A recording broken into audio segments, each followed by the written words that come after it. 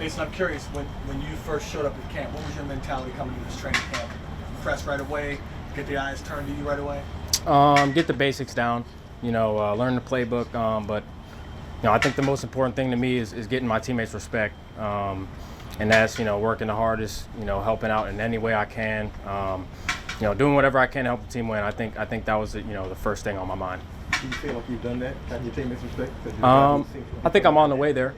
But I'm new here. I don't think, it's been enough time for somebody to even get to know me yet. So, building those relationships with these guys, showing them what I'm about. I think, that's a stairway, stepping stones to each stage.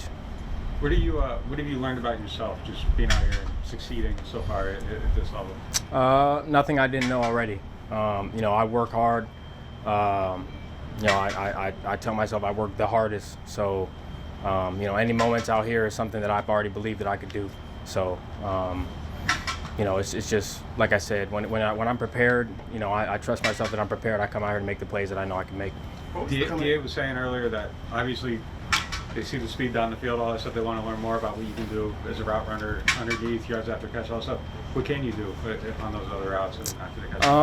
I think it's important to know that I can run the whole route tree. Obviously I'm fast, but I've always been a deep threat receiver, but I can run every single route in the game, and I think that's what kind of makes me dynamic, especially in the pass game. Do you have sort of a chip on your shoulder coming in as an undrafted guy? Absolutely, absolutely. I think I wouldn't say it's the hard way, but it's the opportunity that God gave me. So first and foremost, I'm appreciative. I'm very thankful to be here.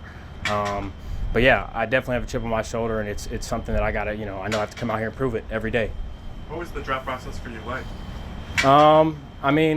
It was new. It was something I never went through obviously before. So it was just controlling what I could control, and I think that's how I ended up here. Mason, how many opportunities did you have before you went to Yale? I had about 15 offers out of high school. So why did you pick? What led you there? So it really came down to Kent State or Yale, and I'm from Akron, so Kent State's about 30 minutes for me. And when I got the Yale offer, my mom kind of looked at me and she was like, at the very least you're going to take this visit.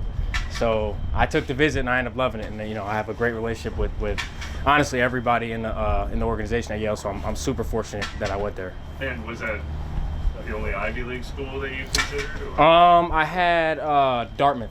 Okay. Dartmouth was the other Ivy League offer, but I only took my official to Yale. Did you feel a different kind of respect from your teammates when they find out you went to Yale? How much stuff did you hear? I think they give me too much credit. The first thing they hear is Yale, and they assume I'm a genius. I think it's more jokes, but obviously I'm very fortunate that I did. That I was able to go to, one of the top academic institutions in the world. So, a little bit of both. DA was saying that there's a difference between like smart and football smart.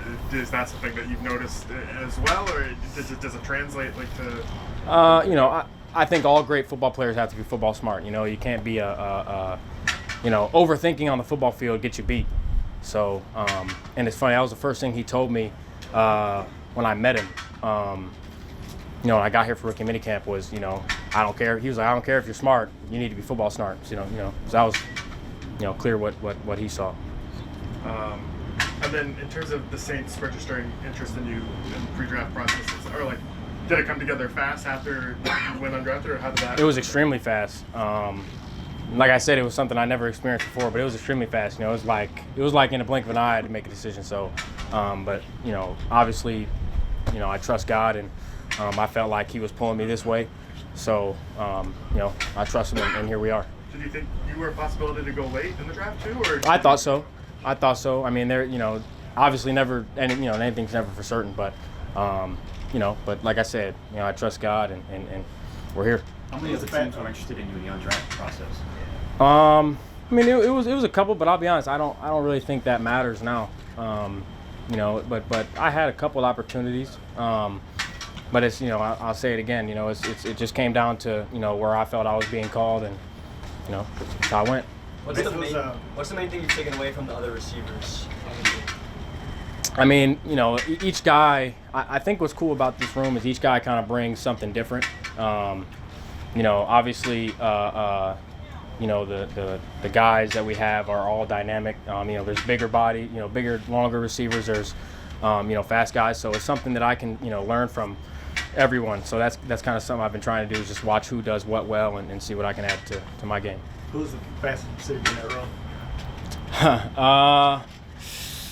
I would like to say that I can contend for that spot, but I think Sheed and Olave both can really run, so I won't get ahead of myself. I think those guys are extremely fast. There's not like a huge tradition of Yale products in the NFL. So when did that become like a realistic kind of goal for you?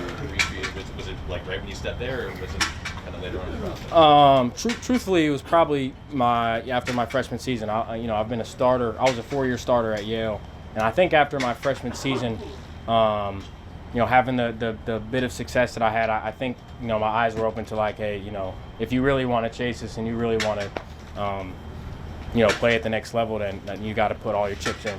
So I think that was when I kind of opened my eyes to working hard and doing whatever I could to get where I said I was going to get to. And you were at Keith Williams' camp. What was what's kind of been your relationship with him been like, and just with the kind of receiver group as a whole? It seems like kind of he's trying to get a almost family. I mean, he's a guy that really cares, and I think his genuine personality is something I think draws us all in. He's he's obviously super knowledgeable about the game. He's coached some of the best receivers in the game. And at the same time, it's like you said, the family atmosphere, the brotherhood inside, the receiver room. And I think the most important thing is that he coaches all of us like we're his sons, so he's going to give us what is best for ourselves. And I think that's important. Also, you mentioned your mom with Yale. Did she have any say on ending up on the Saints or anything? No. So, if you were thinking about the NFL since sophomore year, how did you approach the transfer portal?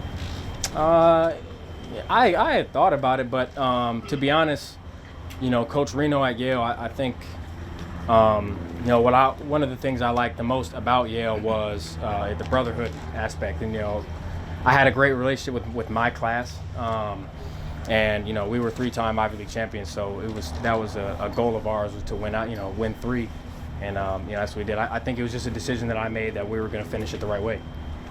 Okay, it didn't have to do with the whole balance of what a Yale degree means. Well, that too. I mean, I think that kind of speaks for itself. I wasn't going to leave Yale if I already did 3 years. I wasn't going to leave then and not get my degree. I think that kind of would have been kind of goofy. So, do you think there are any particular highlights you could cite from your college football career that made it really hard for scouts to not notice you? Could you say that again? Any particular highlights, favorite plays from your college career that you think, looking back, those are probably ones that made it impossible for the scouts to ignore me? I think there's a lot of them. Like I said, I've always been a deep threat receiver, but I think the questions that all the scouts or people looking at me was just that, how does they look at the Ivy League in a certain light, how does the speed translate to this level? And I understand, but at the same time, I think it's hard to ignore, a playmaker. So I have a lot of highlights, thankfully, that'll show a scout that I can play. Thanks, man. Yep, appreciate y'all. Thank you. We have Trevor.